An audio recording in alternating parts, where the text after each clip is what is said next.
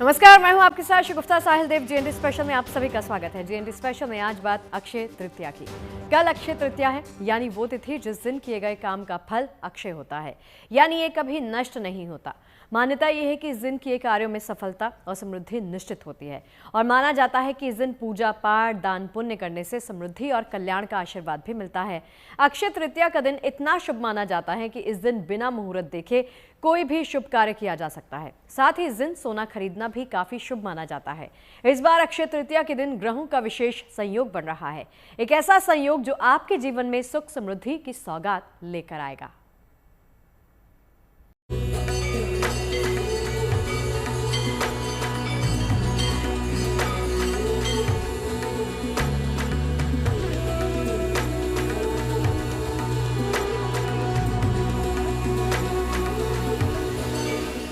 जिस तिथि पर मिलता है अक्षय फल, जिस तिथि पर होते हैं मनोरथ सफल,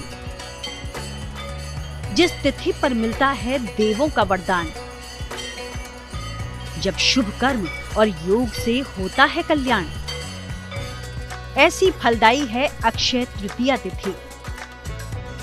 इस साल 30 अप्रैल को अक्षय तृतीया का शुभ योग बन रहा है।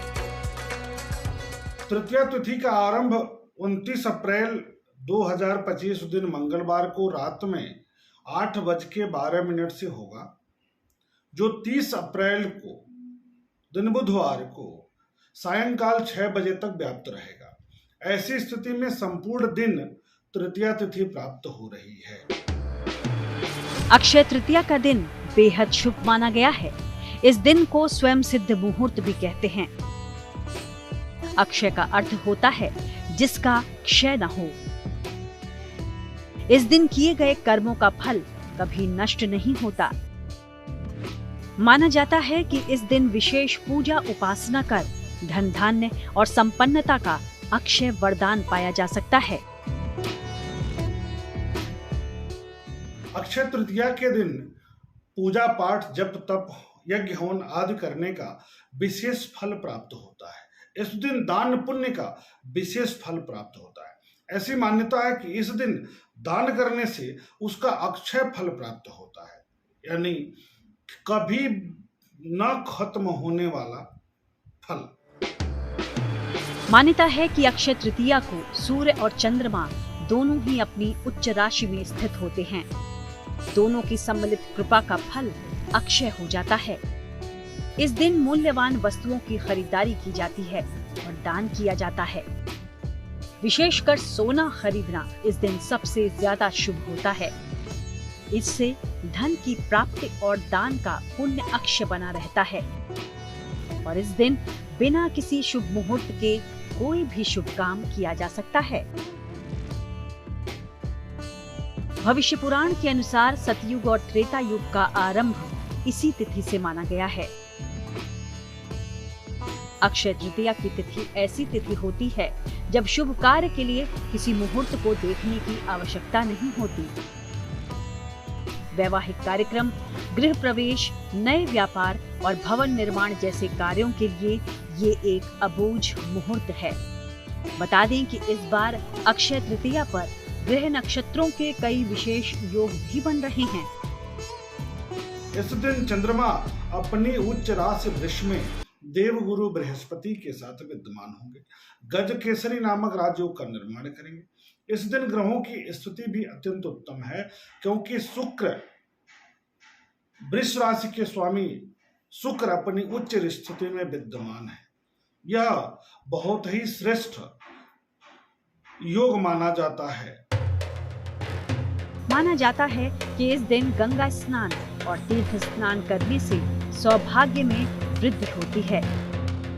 इसके साथ ही अक्षय तृतीया से जुड़ी कई पौराणिक मान्यताएं हैं।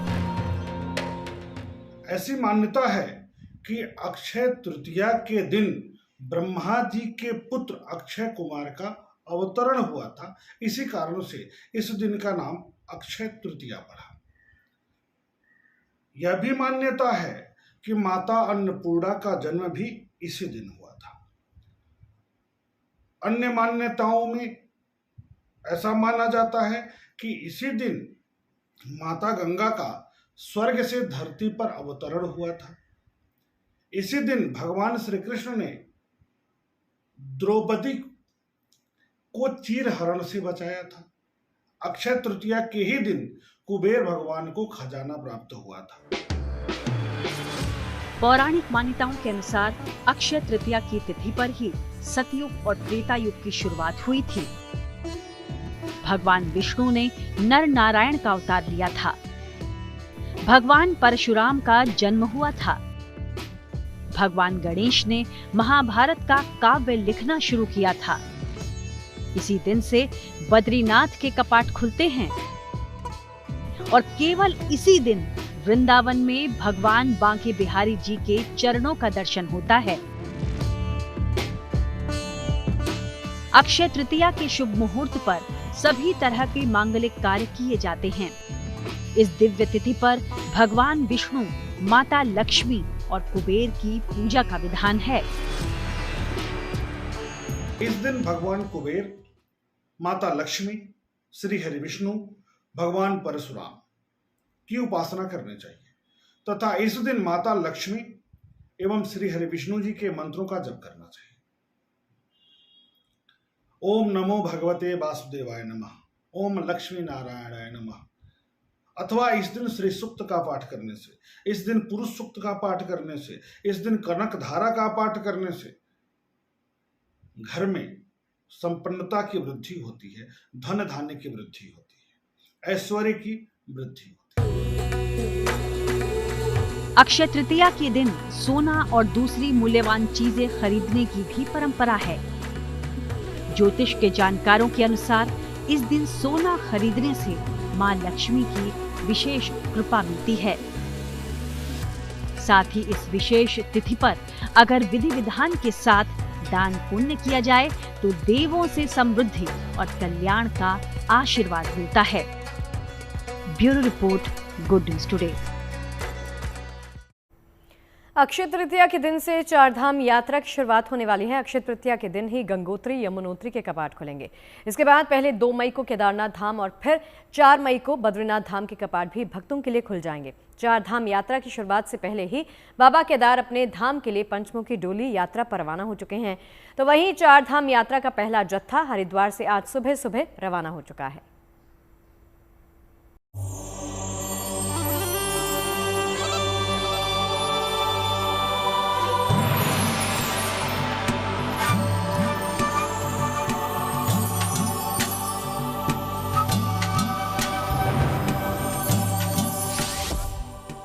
जहां आस्था के शिखर पर विराजे हैं बद्री विशाल,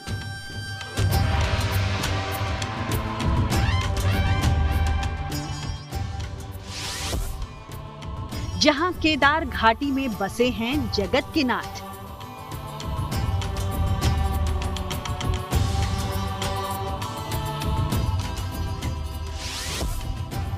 जहां से हुआ सनातन को सींचने वाली भागीरथी का उद्गम,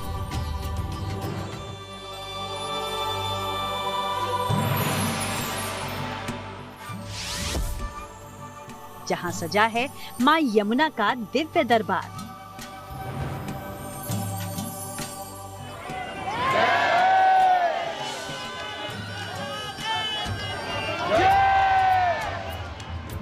अक्षय तृतीया की शुभ तिथि से पावन चारधाम यात्रा का श्री गणेश होने जा रहा है।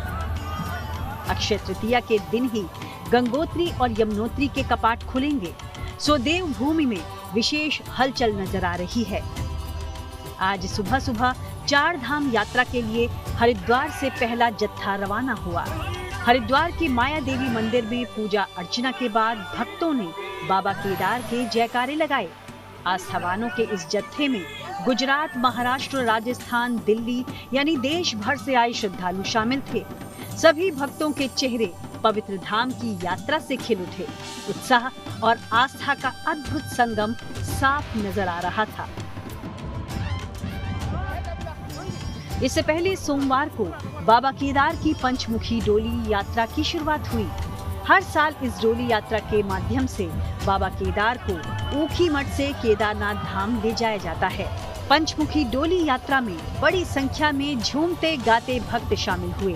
आस्था भरे माहौल में पारंपरिक लोक नृत्य और संगीत के बीच हर तरफ महादेव का जय घोष ही सुनाई दे रहा था।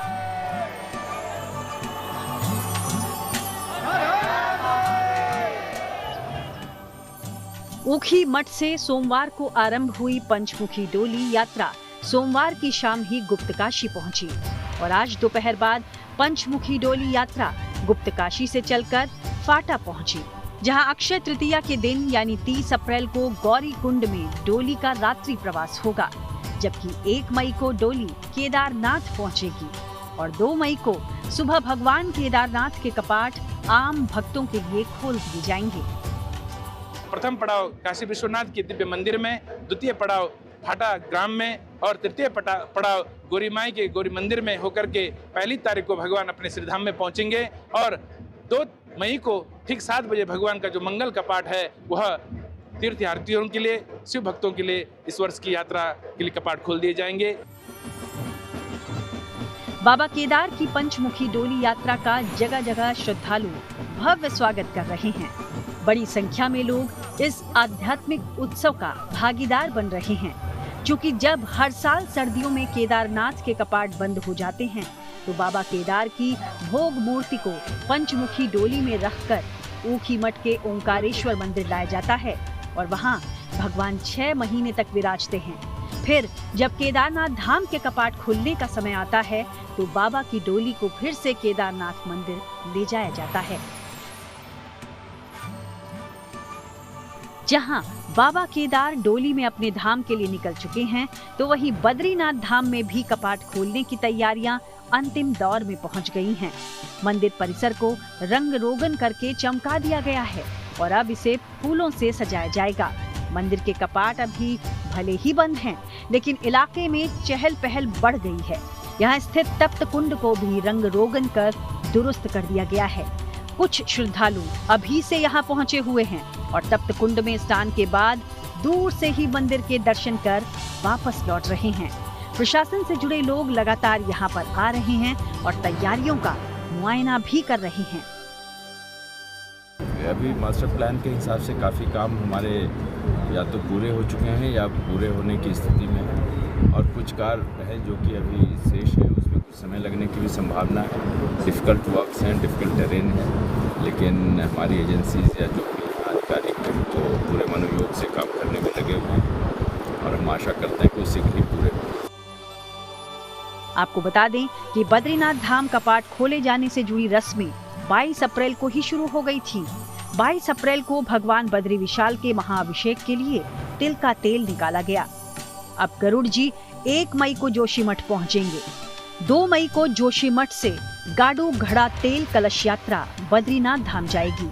ये कलश यात्रा 3 मई को बद्रीनाथ धाम पहुंचेगी।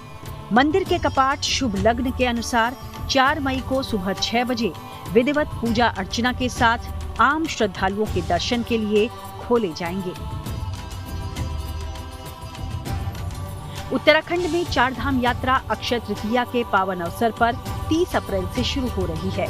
इसके लिए ऑनलाइन रजिस्ट्रेशन के बाद अब हरिद्वार के ऋषिकुल मैदान में ऑफलाइन रजिस्ट्रेशन भी शुरू हो चुका है। हरिद्वार में रजिस्ट्रेशन के लिए 20 काउंटर्स बनाए गए हैं। विदेशी नागरिकों और दिव्यांग यात्रियों के लिए अलग से काउंटर हैं। हरिद्वार के अलावा ऋषिकेश में भी ऑफलाइन रजिस्ट्रेशन के 30 काउंटर्स बनाए गए हैं, जबकि हरबटपुर विकासनगर में 15 रजिस्ट्रेशन काउंटर हैं। इन जगहों पर होल्डिंग एरिया भी बनाए गए हैं ताकि भीड़ होने पर तीर्थ यात्रियों को रोका जा सके। होर्डिंग एरिया भी हमने बनाया है, जो कि होर्डिंग एरिया चमगादड़ टापू और बैरागी कैंप में बनाया गया है। इसके अतिरिक्त हमने जो है 15 मोबाइल टीमें रखी हुई है। अगर हमें 25 से 30 आदमियों के किसी धर्मशाला से फ़ोन आते हैं कि हमारे यहाँ पे, तो हम वहाँ पर भेज करके उनका पंजीकरण करवाते हैं। प्रयास यही है कि तीर्थ यात्रियों को किसी तरह की परेशानी न हो और 4 धाम यात्रा सुचारू रूप से संपन्न हो, क्योंकि साल भर के इंतजार के बाद वो क्षण आ रहा है जिसका भक्त बेसब्री से इंतजार कर रहे थे। वो शुभ घड़ी अब आने वाली है जब भक्तों को चारों धाम के दिव्य दर्शन होंगे। चमोली से कमल नयन सिलोड़ी, हरिद्वार से मुदित अग्रवाल और गुप्तकाशी से प्रवीण सेमवाल के साथ bureau report, good news today.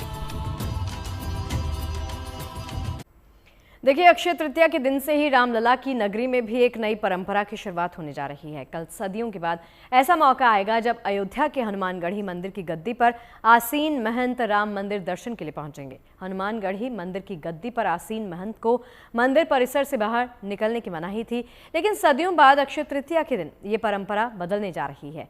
कल हनुमानगढ़ी से राम मंदिर तक भव्य शोभा यात्रा निकलेगी।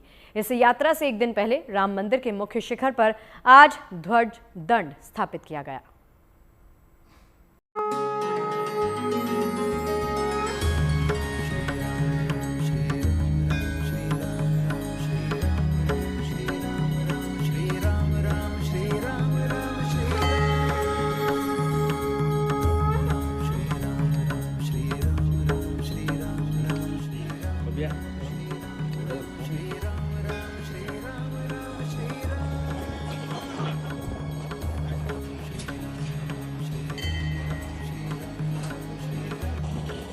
अक्षय तृतीया के शुभ अवसर पर रामलला के नगर में भी कुछ नया घटित होने जा रहा है, जिसकी शुरुआत अक्षय तृतीया के एक दिन पहले ही हो चुकी है। आज अयोध्या में श्री राम जन्मभूमि मंदिर के मुख्य शिखर पर 42 फीट ऊंचा ध्वजदंड स्थापित किया गया। ये कार्य पूरी श्रद्धा के साथ विधि पूर्वक मंत्रोच्चार के बीच धार्मिक परंपराओं का पालन करते हुए संपन्न हुआ।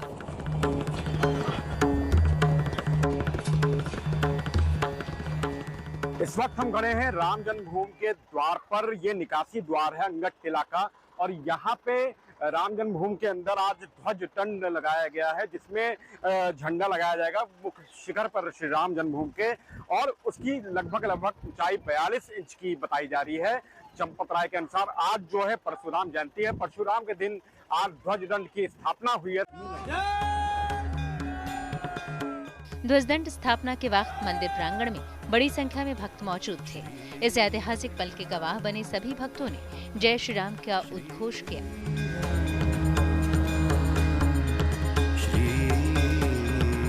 आपने देखा राम मंदिर, कैसा लगा? बहुत अच्छा लगा। अंदर नई नई चीजें देखने को मिल रही है। बहुत अच्छा लगा। आने वाले समय में जब रामलला का भव्य मंदिर पूर्ण हो जाएगा, तब ये ध्वजदंड श्री राम की दिव्य उपस्थिति का प्रतीक बनकर अयोध्या के आकाश में लहराता रहेगा। जहां परशुराम जयंती के दिन राम मंदिर के शिखर पर ध्वजदंड स्थापित हुआ है, वहीं अक्षय तृतीया के शुभ अवसर पर अयोध्या में एक नया इतिहास भी रचा जाने वाला है। इस पावन दिन फूलों की वर्षा होगी, हाथी घोड़ों की शाही सवारी निकलेगी, गली गली रामलला का जयकारा गूंजेगा, और ये सदियों बाद ऐसा होगा जब हनुमानगढ़ी मंदिर के मुख्य पुजारी मंदिर परिसर से बाहर निकलकर राम जन्मभूमि मंदिर में प्रवेश करेंगे। 30 तारीख को प्रातः 7 बजे VIP गेट हनुमानगढ़ी से अक्षय तृतीया के दिन अखिल भारतीय श्री पंच रामानंदी निर्वाणी अखाड़ा हनुमानगढ़ी के गद्दी नसीन श्री प्रेमदास जी महाराज अपने शाही जुलूस के साथ प्रस्थान करेंगे, और श्रृंगार हाट बैरियर होते हुए सीधे सरजू जी पहुंचेंगे। वहां स्नान करेंगे, पूजन करेंगे, अर्चन करेंगे। तत्पश्चात जगह जगह स्वागत का भी प्रोग्राम है। अयोध्या में ये सदियों पुरानी परंपरा है, जिसके मुताबिक हनुमानगढ़ी के पुजारी को जीवन भर मंदिर से बाहर जाने की मनाही होती है। कहा जाता है कि 18वीं शताब्दी में मंदिर की स्थापना के साथ शुरू हुई ये परंपरा इतनी सख्त रही है कि गद्दी पर आसीन महंत को स्थानीय अदालतों में भी पेश होने से रोक दिया जाता था। यही वजह है कि इस बार महंत प्रेमदास जी का मंदिर से बाहर आना इतना खास है। रामलला का दर्शन करेंगे, 56 प्रकार का भोग लगेगा, जिसमें कि जो उनके साथ में जो भी है हनुमान जी का निशान चलेगा। अब छमर, छत्र, छड़ी, ऊंट, हाथी, घोड़े पूरे शाही व्यवस्था के साथ जाएंगे दर्शन के लिए। पुष्प वर्षा, हाँ, हेलीकॉप्टर से पुष्प वर्षा भी की जाएगी, क्योंकि इतिहास के पन्नों में दर्ज होगा और पहली बार ऐसा है कि जो आदरणीय गद्दी नसीन जी भगवान श्री रामलला का दर्शन करेंगे। अयोध्या धाम में जितनी मान्यता राम मंदिर की है, उतना ही महत्व हनुमानगढ़ी का भी है। ये तीर्थ अयोध्या में सबसे ऊंची जगह पर है। मंदिर में स्थित बजरंगबली को शहर का कोतवाल माना जाता है। कहते हैं कि प्रभु राम के भक्त हनुमान जी की यहीं से शहर की रक्षा करते हैं, इसलिए यहाँ आने वाले राम मंदिर में जाने से पहले हनुमानगढ़ी में माथा टेकते हैं। रामलला के दर्शन करने जाएंगे और वहां जाकर के रामलला जी का पूजन पाठ किया जाएगा और भगवान से यही विनती करेंगे कि सभी लोग सुखी, सभी लोग संपन्न, सभी लोग किसी प्रकार का रोग दुख न रहे, सबको आनंद ही आनंद रहे। दरअसल सिद्धपीठ हनुमानगढ़ी के गद्दी नशीन महंत को बजरंगबली का प्रतिनिधि माना जाता है। इस पद पर विराजे महंत प्रेमदास का कहना है कि वो हनुमान जी के आदेश के बाद रामलला के दर्शन करने जा रहे हैं। कुछ महीने पहले उन्होंने हनुमानगढ़ी के पंचों के सामने रामलला के दर्शन की इच्छा जताई थी। अब उनकी ये इच्छा स्वीकार हो चुकी है। ऐसे में अक्षय तृतीया की शुभ तारीख पर अयोध्या एक नए इतिहास की साक्षी बनेगी। अयोध्या से मयंक शुक्ला के साथ bureau report, good news today.